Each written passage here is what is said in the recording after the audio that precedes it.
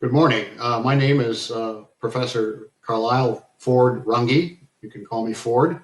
And I'm making a video recording this morning to introduce the World Food Problems GCC class 3017. What I'd like to do is to spend a few minutes outlining the class, provide a kind of introduction to the class, explain the instructors and TA, go over basic information from the syllabus, discuss the Canvas site with you, then the course itself. So let me begin by saying that this is a class which I'm teaching for the first time with Peter Morrill of the Department of Agronomy and Plant Genetics, and I teach in the Department of Applied Economics. The course is entitled World Food Problems, Agronomics, Economics, and Hunger, and will meet Tuesdays and Thursdays from 11:45 to 1 virtually and online. The location for the course on Canvas and the Canvas website is https://canvas.umn.edu/courses and /1811002. So this class provides a multidisciplinary look at problems and some of the possible solutions that affect world food production and its distribution and the requirements of meeting the food needs of 7 billion plus people. The presentations and discussions in the class will be by myself and Dr. Peter Morrill, and you will also have involvement with our TA, Hasib Ali. The presentations and discussions will cover sometimes conflicting views on population growth, the use of technology, as well as ethical and cultural issues.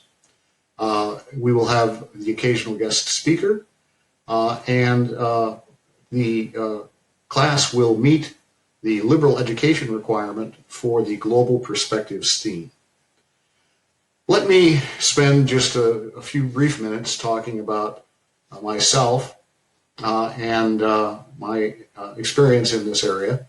I've been teaching this class now for 4 years, but this is the first time I've taught with Dr. Peter Morrill. And the basic approach that we take to the class is to try to cover a fairly wide waterfront of information that relates to basic food problems. In particular, my experience goes back to work that I've done over the years in government, in the private sector, as well as teaching in the University of Minnesota system since 1983. The basic course outline involves looking at world food problems from 3 perspectives: agronomics, economics, and the politics surrounding hunger. The course is composed of essentially 5 parts.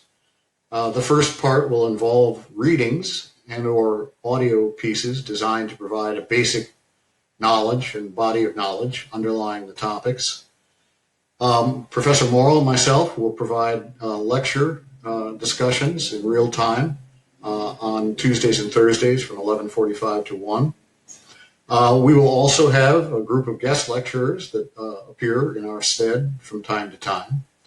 And the fourth part of the course will involve scheduled recitation sessions with the TA, Hasib Ali, and preparation in those recitation sections for the exam. The final part of the course is a class project in the form of a research proposal. The project will involve small groups of students and should reflect their interests as they relate to the course. The readings will all be available on the Canvas site and the course website on Canvas, which I mentioned a minute ago. And if you have questions or concerns, you should feel free to contact Hasib or either of the faculty, myself and Peter, by by email, and we'll set a time for a discussion. The grading system I'm going to leave to Peter to discuss, but it's well defined in the syllabus, together with other issues such as the student conduct code, the use of electronic devices, academic honesty, make-up work, sexual harassment, and equity, diversity, and equal opportunity, as well as mental health and stress management and academic freedom and responsibility. I'd like to turn now briefly to a very quick overview of what the course will entail. The course is divided into three basic parts. The first is the biology of food. The second is the economics of food production. And the third is the politics of food provision and security. We're going to begin the semester with a specific look at the role of the University of Minnesota in this area, going all the way back to World War II and the Minnesota Hunger Project. The first part of the course in the biology of food will be dominated by Dr. Morrill from agronomy and plant genetics. The second part of the course on the economics of food will be dominated, I think, by me. And the third part will be a shared responsibility discussing the politics and provision of food internationally. So that's a brief overview of what the class entails. We're going to make this presentation available to you prior to the beginning of the semester, and we look forward to seeing all of you virtually on September 8th when the class will begin. Thank you.